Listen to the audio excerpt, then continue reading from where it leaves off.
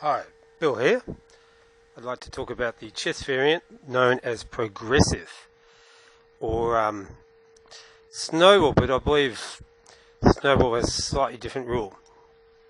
So the basic idea is white has one move, so the pieces move, and all the rules are almost the same as normal chess. So say white makes a move, then black has two moves. So say black moves the king pawn and also the knight as well. Now white has three moves, so every turn the player gets an extra move. So in three moves white can checkmate. So move the bishop out, move the queen out, and go mate. The basic idea is when it's check on the very first move, the player must escape check. If they can't, it's mate. And so having four moves is not going to help black. You can't have four moves in a row and take the queen, for example. So the game gets very complicated very quickly. So you can imagine up to you get to about move 8, 9 or 10. It's very, very common you can checkmate if you've got 8 or 10 moves in a row. So the basic rules are white has one move, black has two, white has three, and so on. The number just keeps progressing. That's why it's called progressive. There are a couple of rules. One is as soon as you check, it's the end of your turn. So even if you have 10 moves in a row, if you check on, say, the second move, you must stop. The other rule is you must escape check on the very first move when you're in check, and I think that's all the rules. I'll show you another game which is played at a bit of a higher standard than this one to give you a feel for the game. And the game is very good for developing imagination and seeing ahead mating patterns. So if I reset this board,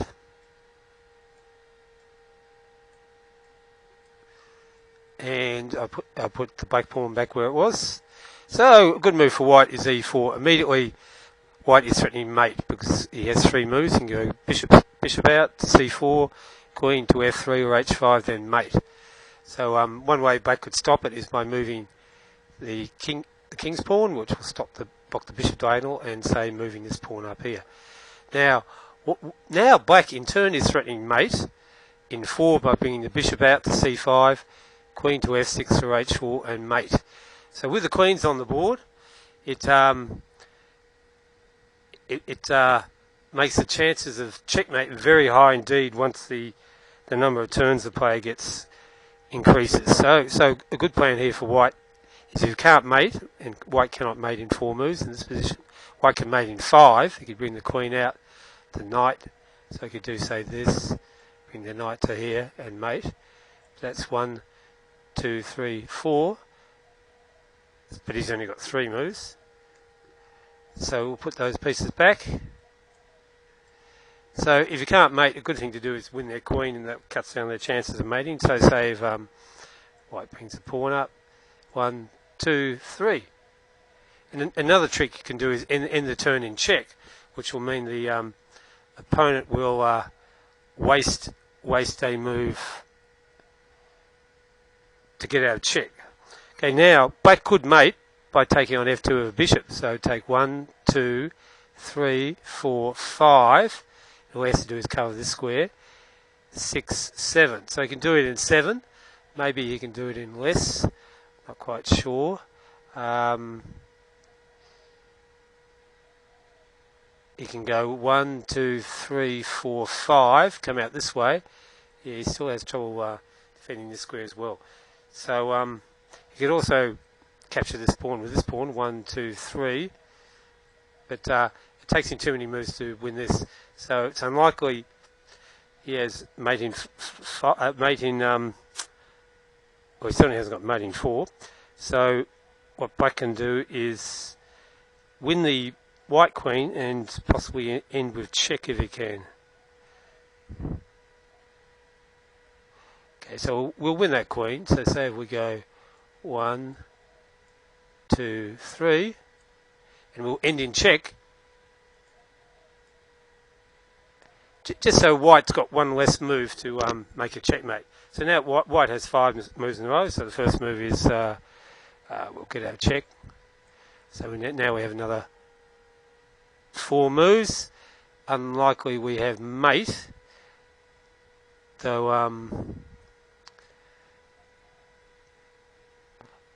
we want to do the same sort of thing. We want to end in check, and we want to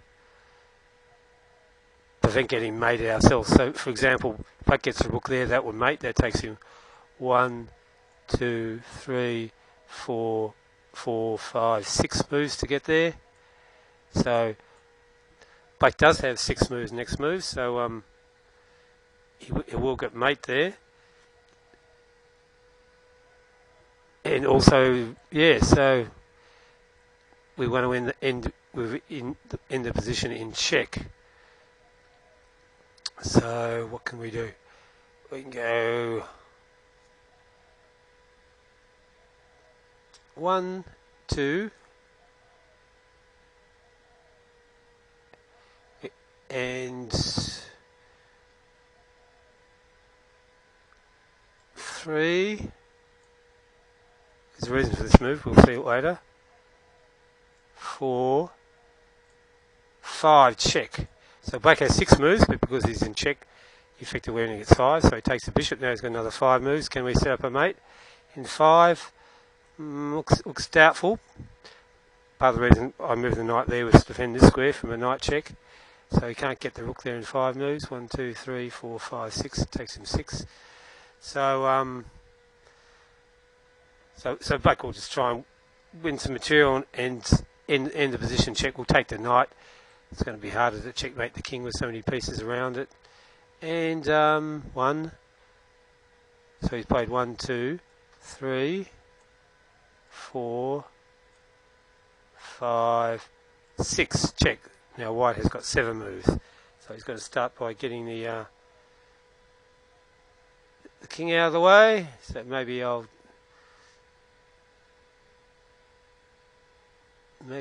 start by moving the king up.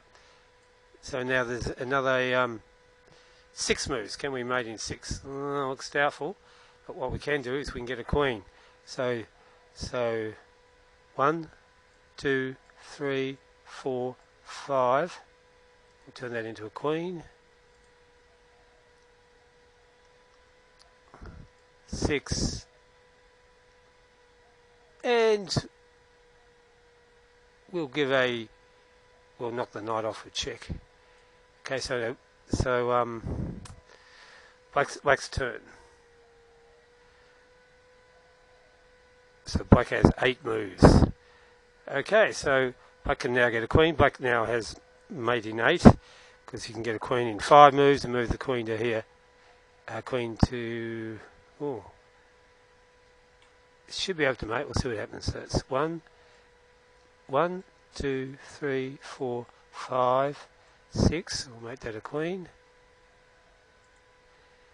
Where do we mate? So we've got 2 more moves. Can we do it? We can check here, but we need the square covered.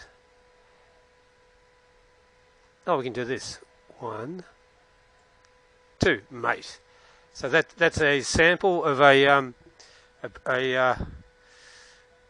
more complex progressive game, and yeah, it gets very tactical, and it can be good training for kids to learn about seeing ahead moves and mating patterns and visualization.